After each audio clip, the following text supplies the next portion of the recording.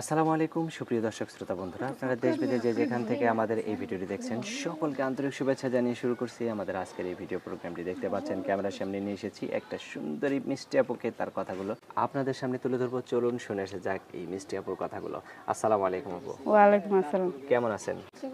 কেমন আছেন? এই তো আলহামদুলিল্লাহ ভালো আছি। আপনার নাম কি আপু? বৃষ্টি। বৃষ্টি। হুম। বৃষ্টি আপু কোথায় থাকেন আপনি? থাকি ঢাকা নবীনগর। কার সাথে থাকেন? জামাইয়ের সাথে? না, কার সাথে? নানির সাথে থাকি। নানির সাথে।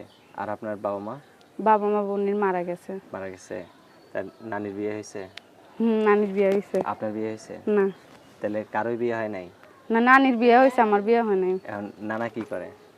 নানা মারা গেছে। নানাও মারা গেছে। তো এখন কি করতে আসছেন ক্যামেরার সামনে কেন? ক্যামেরার সামনে আসছি যে একটা ভালো মনের মানুষ পাইলে সারা জীবন পাশে থাকবে, দুঃখ কষ্ট দিব না, এরকম এইরকম মানুষ আশা পেলে নি। কি করবেন? বিয়ার সাথে বসবো। বিয়ে বসবেন? হ্যাঁ। সত্যি বিয়ে বসবেন? তো এখন এই যে ক্যামেরার সামনে আসছেন, অনেকেই তো আপনার সুন্দরতা দেখে অনেকেই বিয়ে করতে চাইবো। কিরকম মানুষ হলে আপনি তার কাছে বিয়ে বসবেন?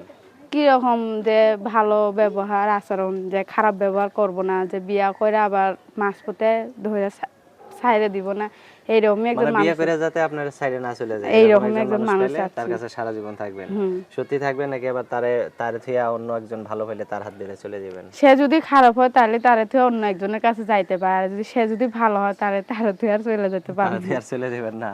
বুদ্ধি তো ভালোই জোগাড় করছেন।